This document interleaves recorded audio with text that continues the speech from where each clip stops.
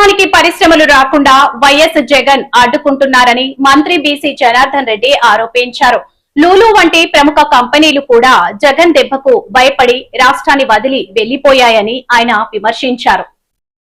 ఈ fishing harbour సంబంధించినది మాత్రం అక్కడ దానికి వాడుకోవడం జరిగింది. గతంలో కూడా మేము అన్ని క్లియర్గా చెప్పాము. మొత్తం తీర ప్రాంతం 909 మీటర్లు ఉంది, కిలోమీటర్ని 150 మీటర్లు మాత్రమే కంపెనీకి కేటాయించడం జరిగింది. ఇది 40 సంవత్సరాలకు సంబంధించి అవసరం ఉన్నట్టుకు 754 మీటర్ల పొడవున పూర్తిగా ఫిషింగ్ హార్బర్ ఉంటే దాంట్లో 150 మీటర్లు మాత్రమే క్లియర్గా వాడుకోవటం జరుగుతుంది. ఇప్పటికి కూడా మేము చెప్తా ఉన్నాము అందరికీ కూడా, ఫిషింగ్ హార్బర్స్ కానీ వీళ్ళందరికీ వాళ్ళకు కూడా అందరికీ కూడా ప్రజలకు అవసరమైతే 40 సంవత్సరాలకు తగినటువంటి బోట్లు కానీ అప్పటికి కావాల్సినవి కానీ అవన్నీ మరమ్మతుల కోసం, వారి కోసం పార్కింగ్ కోసం వచ్చేటివన్నిటిని కూడా అక్కడ ఆపుకోవడానికి ఉంటే అది ఇప్పటికిప్పుడే అవసరం లేదు. కాబట్టి ఇప్పుడు ఎమర్జెన్సీగా ఏదైనా ఒక ఇండస్ట్రీ వస్తే లాభం అవుతుందనే ఉద్దేశంతో కేటాయించడం జరిగింది. దానివల్ల ఎవ్వరికి అక్కడ ఉన్నటువంటి ఫిషర్మెన్స్కి ఎటువంటి నష్టం లేదు. దానివల్ల వాళ్ళకు కూడా అవకాశాలు వస్తాయి, ఉద్యోగ అవకాశాలు, చాలా ప్రయోజనాలు ఉన్నాయి. వాటి గురించి కూడా మా సోదరుడు చెప్తారు. వీటన్నిటిని పెట్టుకొని కేవలం విధ్వంసం చేయాలి, పరిశ్రమలు రాకుండా చేయాలి, పరిశ్రమలు వస్తే తన రాజకీయ ఉనికిని కోల్పోతామనేటువంటి భ్రమతో మతి చెల్లించి ఈరోజు ఇష్టానుసారంగా ఆయన మాట్లాడుతూ ఉన్నాడు. ఇక్కడ ఒక్కటే ఆలోచన చేయాలి. ఆయన అధికారంలో ఉన్నప్పుడు పరిశ్రమలను పారదోలినాడు, అధికారం లేనప్పుడు పరిశ్రమలు వస్తుంటే భయపెట్టిస్తున్నాడు. ఏది మాట్లాడినా మీరు ఇండస్ట్రీ వారికి వస్తే, నా ప్రభుత్వం 3 ఏళ్ళు ఉంటే వస్తే మీ కథ చెప్తాను, మిమ్మల్ని జైల్లో పెడతాను అంటాడు.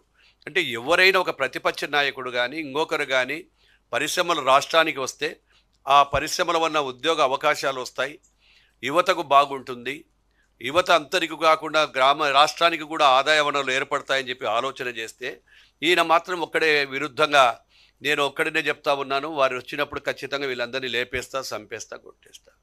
అంటే గతంలో కూడా మీరు 2019 నుంచి 24 వరకు ఆయన కూడా పరిపాలన చేసినప్పుడు మేము ప్రతిపక్షంలో ఉన్నప్పుడు ఏ ఇండస్ట్రీ వారిని కానీ ఏ పరిశ్రమలు కానీ కూడా మేము బెదిరించలేదు. ఆయన పరిశ్రమలు బెదిరించినప్పుడు చాలా కొన్ని సిమెంట్ పరిశ్రమలు వెనక్కపోయినాయి, ఇండస్ట్రీస్ బయటకు పోయినాయి, బయట ఇంటర్నేషనల్ నుంచి వచ్చిన కంపెనీ, లూలు కంపెనీ అటువంటివి కూడా బయటకు పోవడం జరిగింది భయపడి. అటువంటిది ఇప్పుడు మళ్ళీ వస్తూ ఉంటే తెలుగుదేశం పార్టీ మా అధినేతకు ఏదైతే గౌరవం వస్తుందో మళ్ళీ వీళ్ళకు ఉనికి వస్తుంది బాగా అని చెప్పి తన రాజకీయ ఉనికిని కాపాడుకోవడానికి ఈరోజు మాట్లాడుతూ ఉన్నాడు తప్ప కేవలం ఫిషర్మెన్ల కోసమో ఇంకొకరి కోసం రాలేదని కూడా ఈరోజు గర్వంగా ఈరోజు గట్టిగా చెప్పగలుగుతూ ఉన్నాను. కేవలం ఆ రోజు అధికారంలోనే 5 ఏళ్ళు నిద్రపోయినాడు కదా. ఆ రోజు ఏమన్నాడు, దివలదున్న ప్రాజెక్టు కంప్లీట్ అయిపోయింది. మరి దుర్వేదన ప్రాజెక్ట్ కంప్లీట్ అయితే నువ్వు నిద్రపోయినావా అంటున్నా. 5 ఏళ్ళు అయిపోయినాక నువ్వు ఎందుకు ఓపెన్ చేయలేకపోయినావు? కేవలం ఆ ప్రాజెక్టుకు వచ్చినటువంటి కేంద్ర నిధులు కూడా 128 కోట్ల పక్కదారి, అంటే ఆ నిధులను కూడా పక్కదారి పట్టించి ఆ ప్రాజెక్టు అసంపూర్తిగా నిలబెట్టేసి దాన్ని కూడా కంప్లీట్ చేయకుండా పోతే మేము వచ్చిన తర్వాత కంప్లీట్ చేయడం జరిగింది. వారికి ఇవ్వవలసినటువంటి బిల్లులు కూడా మేము చెల్లించడం జరిగిందని కూడా తెలియజేస్తూ ఉన్నాం. ఈరోజు దేశంలో 4% విస్తీర్ణం లేని ఆంధ్రప్రదేశ్లో 4వ వంతు 25% పెట్టుబడులు కూడా ఇక్కడికి వస్తూ ఉన్నాయి. అటువంటి పరిస్థితుల్లో పరిశ్రమలు వస్తున్న పరిస్థితుల్లో ఈరోజు నెలకొక్కసారి ఏదో ఒక కార్యక్రమం పెట్టుకోవాలా. వాటి ద్వారా ఈరోజు రాష్ట్రంలో ప్రతి ఒక్కరిని బెదిరించడం, ఆఖరికి ముఖ్యమంత్రుల కథ చూస్తాము, శాసనసభ్యుల అంతు చూస్తాము, మేము వచ్చిన తర్వాత ఎవడిని వదిలిపెట్టము అనేటువంటిది ప్రతి ఒక్కటి కూడా. ఎందుకంటే ఆయన జీవితం పెట్టడమే విధ్వంసంతో మొదలుపెట్టాడు. ముఖ్యమంత్రి అయితేనే ఆ రోజు ప్రజావేదికను కూల్చోబెట్టాడు, ఈరోజు పరిశ్రమలు రాకుండా చేస్తూ ఉన్నాడు. ఏది చెప్పినా కానీ కూడా దౌర్జన్యము, దుర్మార్గము, బెదిరించే దూరంలో చేస్తూ ఉన్నాడు ఈరోజు వాళ్ళు. అదేవిధంగా ఏదైతే మేము చెప్పినటువంటి దీనిల వలన నిధులు ఒక్కటే కాదు, ప్రతి కార్యక్రమాన్ని తీసుకొని ఈరోజు హార్బర్లు, ఫిషింగ్ హార్బర్లు కూడా, గ్రీన్ఫీల్డ్ ఎయిర్పోర్ట్లు కూడా చెప్తా ఉన్నాడు.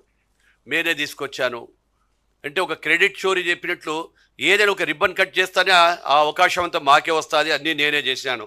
రామాయపట్నం పోర్టు కావచ్చు, మచిలీపట్నము, మూలాపేట పోర్టు, కాకినాడ గేట్వే, ఇవన్నీ కూడా చేసి రిబ్బన్లు కట్ చేస్తానే అయిపోయినాయి కార్యక్రమాలన్నీ.